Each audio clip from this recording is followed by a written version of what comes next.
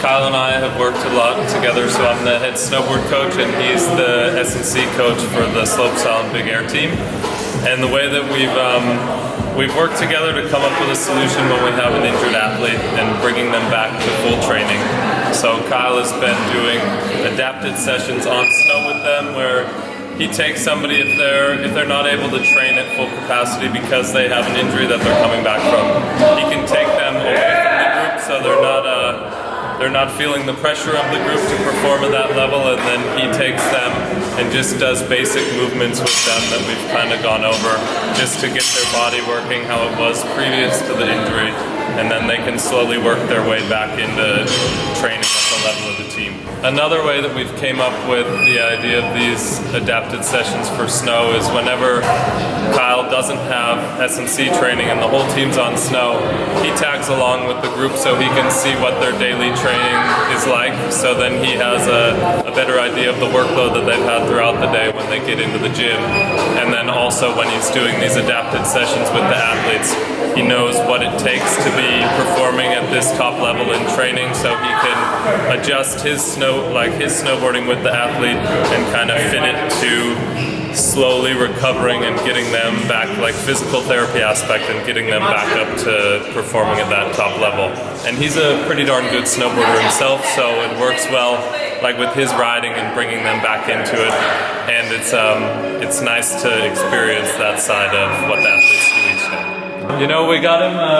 hitting some of the jumps, but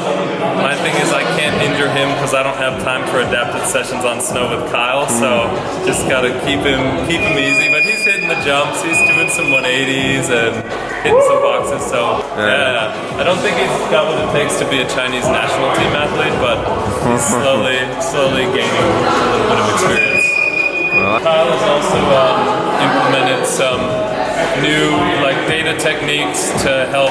give me knowledge as a coach how the athletes are feeling each day so we can prevent fatigue and overtraining of the athletes. So he does a survey with them each day, and then he kind of based like a wellness survey with a few different points, and then he can look at that and he relays the information to me so I know who's feeling fresh and who's feeling a little tired or injured or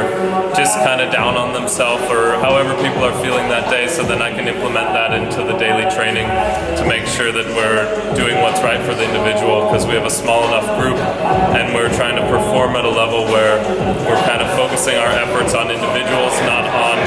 all 9 athletes as a whole, so it's kind of then I can give the focus to the ones who need focus in certain areas, and then we have a more effective result at the end of the day. Things that he's doing with tracking them and testing them, so we're able to see the progress and how it's going, if it's all according to the plan. I think he's doing a really good job with that. With all the results, we can always adjust our training on the slope according to how the athletes are feeling, so I think that's a great thing. 为什么要做体能呢？大多数都是因为防止训练受伤，然后让你的训练的或者说选手的表现更好，选手更好。